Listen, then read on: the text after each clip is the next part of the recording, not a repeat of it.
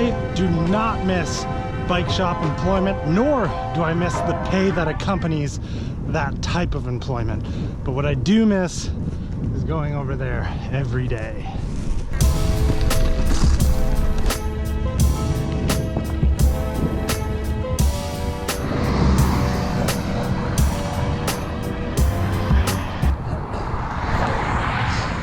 And now, obviously, we're quite a bit further away, but weekly, Angela and I will discuss how badly we want to get closer to the harbor again. It sucks being so far away from all the goings-ons. It's just such a good excuse to not go do anything when you have to drive. Whoa. Look how deep this is. Do you think it's too deep to coast through? It can't be that bad.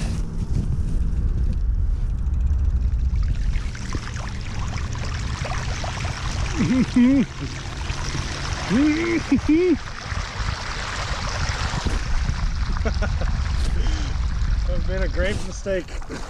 Oh no.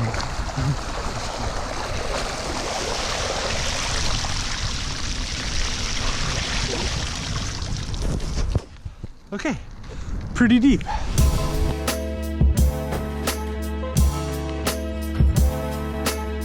Okay, so good news on this small yet significant iteration of mail time.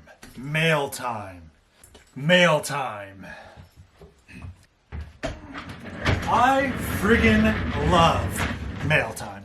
Even when it's something that I bought on my own and it's not something that a viewer or a fan has sent to put on a bike, even if it's something that I bought on eBay to solve a problem that we created on a past Tinker Tuesday video. And even more of a bummer, but more fun for me, I've already opened it and it's in my hand right here. It's this. It's this. Okay.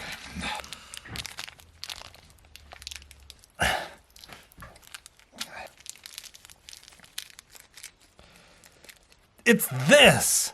This is the fitting that is required to go into the Ultegra hydraulic R8000 or 8 whatever stupid Shimano. Anyway, these are the fittings that I needed to have to make it all work. These are the fittings that you wouldn't necessarily know that you needed unless you ended up in the situation that I'm in. These typically would ship or be sent with the levers. In my case, they didn't.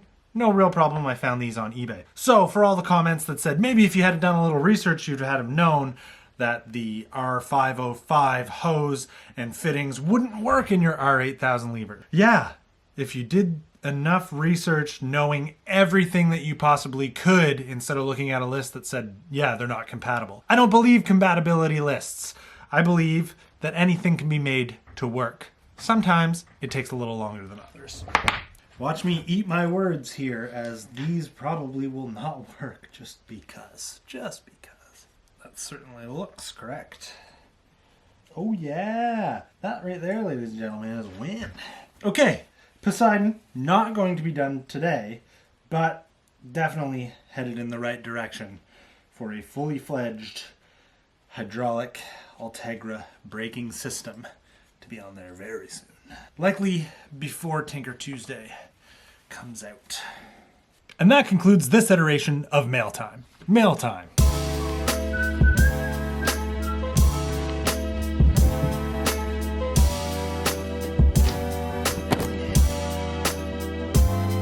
I don't know how obvious it is, but I have missed riding this thing. Which actually serves as a half-decent segue to the next thing that I wanted to address through the vlog. And that is the amount of flack that I get for the condition of all of the chains on my bikes.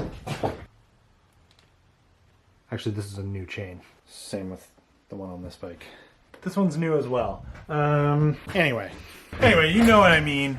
This chain that just very recently came off the Ronster Cross was a real point of contention in the comments of the last Tinker Tuesday, where we did 3 awesome small win projects.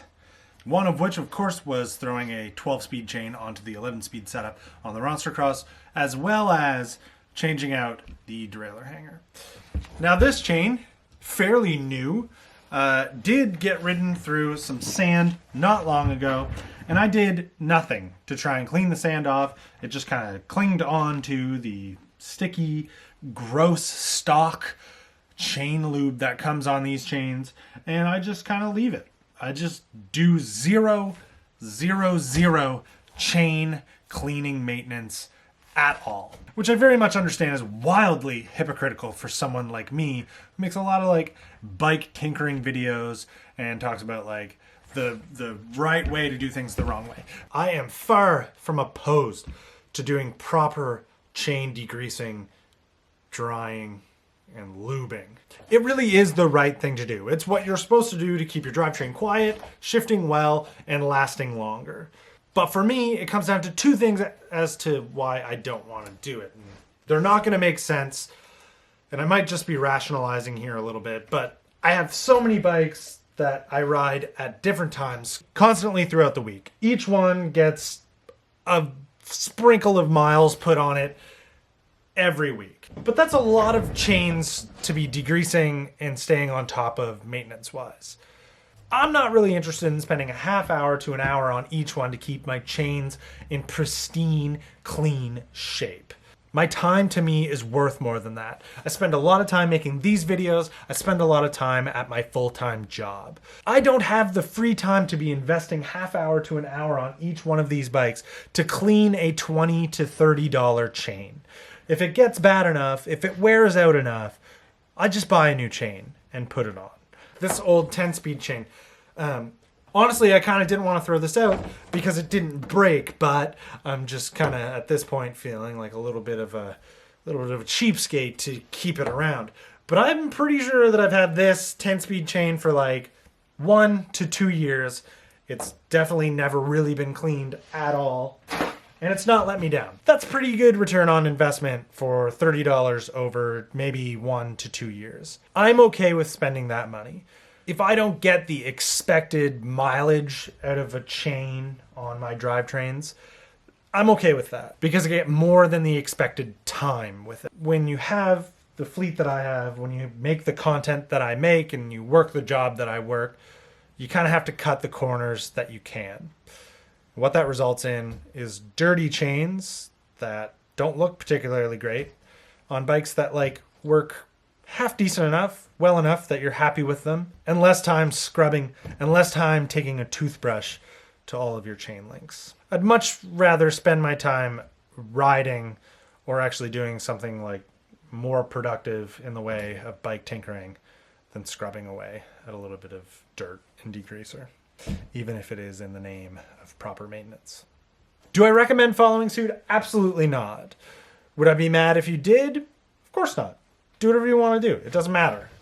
Just be careful if you put it on YouTube because a lot of people will probably say something about it. Okay, there is a Post Malone, Travis Barker, and company live performance covering Nirvana that Angela and I didn't get to watch live, so we're going to watch it tonight. If you're interested in live stuff, myself, Russ, and Mike will be hosting the Alternative Cycling Network live stream again tonight, the day that this is uploaded. So be sure to join in, grab a beer, and listen to us kind of just yarn about gravel bikes and bikes in general. And as always, buy all your Amazon stuff through the links below. It supports the channel. Support me on Patreon if you want to. Smash that like button, subscribe, do all the cool YouTube vlogger, like cool people with millions of subscribers stuff that they do very high energy stuff at the end of videos so that I can also too be a big, cool, rich, famous YouTuber who says all those cool things at the end of videos.